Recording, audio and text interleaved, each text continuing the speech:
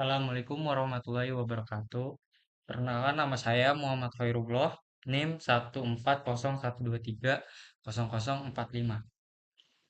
Saya di sini akan menjelaskan eh, presentasi hasil makalah saya, yaitu yang berjudul Etika dalam Pengembangan dan Penggunaan Software, Plagiarisme Kode versus Hak Cipta di Kampus.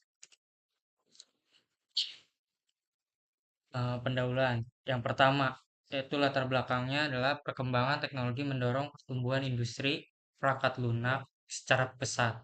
Pengembangan dapat mengakses kode dari internet, repositori, open source, dan platform berbagi kode. Muncul permasalahan etika penggunaan kode tanpa izin atau tanpa atribusi yang sesuai. Pemahaman etika software menjadi sangat penting bagi setiap pengembang. Kemudian selanjutnya ada rumusan masalah, yaitu ada empat. Yang pertama, apa yang dimaksud dengan plagiarisme kode? Nah, yang kedua, apa yang dimaksud dengan hak cipta dalam perangkat lunak? Yang ketiga, apa perbedaan antara plagiarisme kode dan pelanggaran hak cipta? Dan yang terakhir adalah keempat, bagaimana penerapan etika dalam pengembangan dan penggunaan software? Oke, selanjutnya slide kedua, pengertian etika dan plagiarisme kode. Nah, di sini saya akan menjelaskan tentang etika dalam software, nah, yaitu seperangkat nilai dan prinsip moral yang mengatur perilaku pengembang dalam merancang, membuat, mengelola, dan menggunakan perangkat lunak secara bertanggung jawab, jujur, dan menghormati hak pihak lain.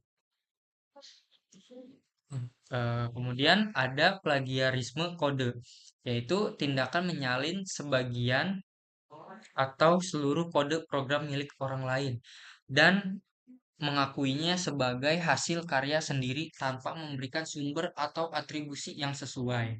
Contohnya, plagiarisme kode itu ada tiga.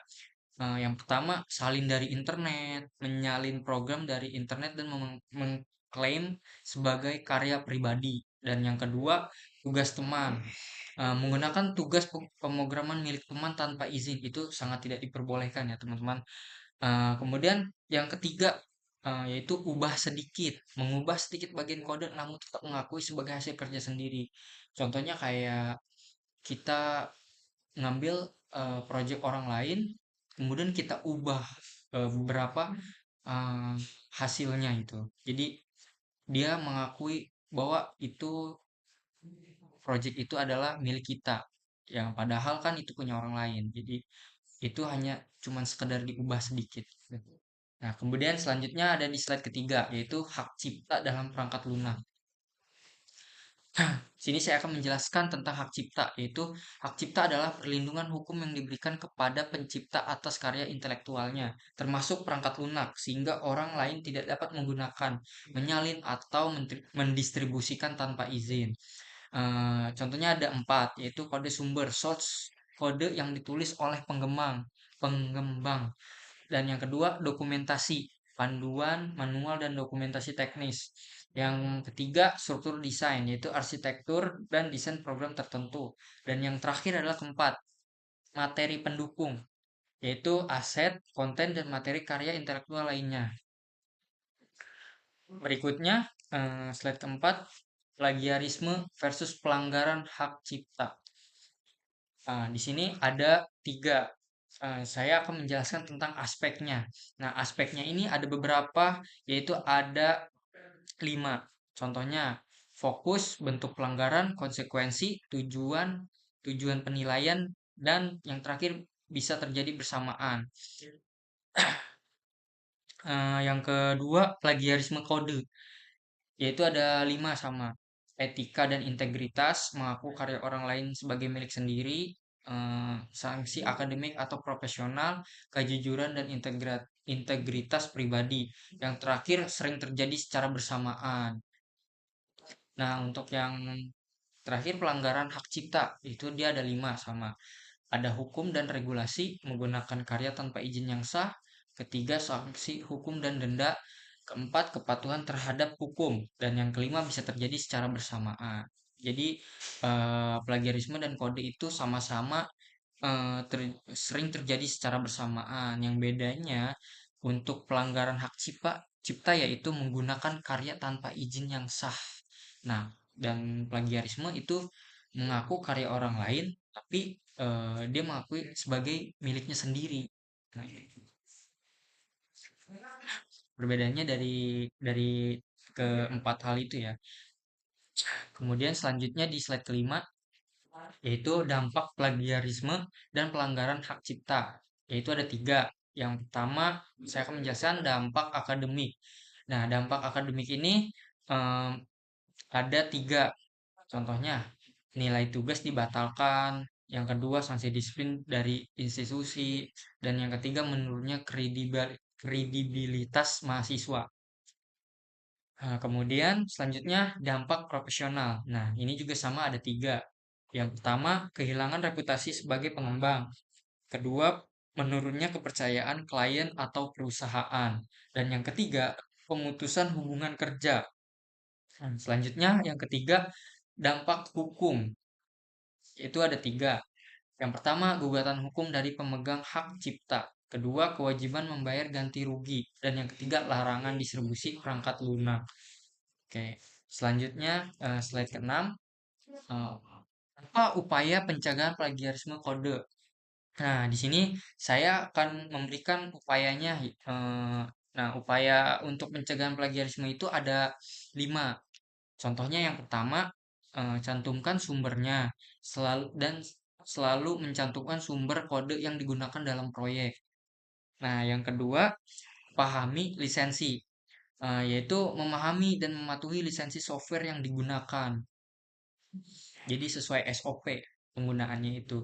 Nah, yang kemudian yang ketiga, open source sesuai ketentuan, yaitu gunakan kode open source sesuai syarat lisensinya. Nah, dan yang keempat, dokumentasi referensi.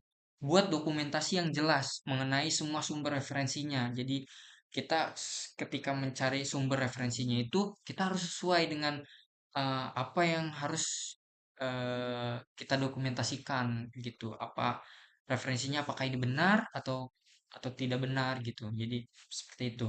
Dan yang kelima, budaya integritas, yaitu kembangkan budaya kejujuran dan profesionalisme dalam pemrograman. Jadi yang saya jelaskan sebelumnya ada di kode etik, yaitu eh, ada namanya kejujuran, yaitu bahwasannya ini project dokumentasi ini adalah milik saya dan saya buat itu sendiri gitu, tanpa harus mengambil punya orang lain tapi mengakui itu milik kita sendiri seperti itu.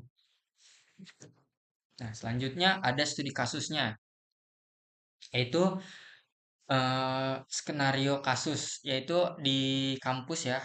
Contohnya saya ada cerita, yaitu seseorang mahasiswa mengunduh proyek aplikasi dari GitHub, kemudian mengganti nama variabel dan tampilan antarmuka sebelum mengumpulkannya sebagai tugas akhir. Meskipun terdapat beberapa perubahan, sebagian besar logika program program masih sama dengan proyek yang asli. Nah, apakah plagiarisme kodenya itu eh, ini ya? Ya tentu mahasiswa mengakui hasil karya orang lain sebagai miliknya, meskipun ada perubahan kecil pada variabel dan tampilan. Namun pelanggaran hak ciptanya bagaimana? Mungkin jika lisensi proyek GitHub melarang penggunaan tanpa izin, maka tindakan tersebut juga merupakan pelanggaran hak cipta. Nah, yang ketiga kesimpulan kasusnya. Keduanya itu kasus ini menunjukkan bahwa plagiarisme kode dan pelanggaran hak cipta dapat terjadi secara bersamaan dalam satu tindakan. Seperti itu. Nah, kemudian selanjutnya di slide ke-8, eh, kesimpulannya adalah yang pertama, plagiarisme kode adalah tindakan tidak etis, menyalin kode orang lain tanpa atribusi yang semestinya seperti itu. Untuk kedua, hak cipta memberikan perlindungan hukum terhadap karya intelektual, termasuk perangkat lunak. Dan yang ketiga, perbedaan utama plagiarisme berkaitan dengan integritas. Pelanggaran hak cipta berkaitan dengan hukum. Dan yang terakhir, keempat, keduanya dapat terjadi bersamaan dan membawa dampak akademik, profesional, maupun hukum. Nah, saran untuk pengembang atau mahasiswa dan atau organisasi, Perlunya meningkatkan kesadaran etika pemrograman dan hak kekayaan intelektual demi pengembang software yang profesional dan bertanggung jawab. Terima kasih. Sekian dari saya. Mohon maaf kurang lebihnya. eh, Hasil presentasi saya. eh, Program studi ilmu komputer Universitas Bina Bangsa 2026.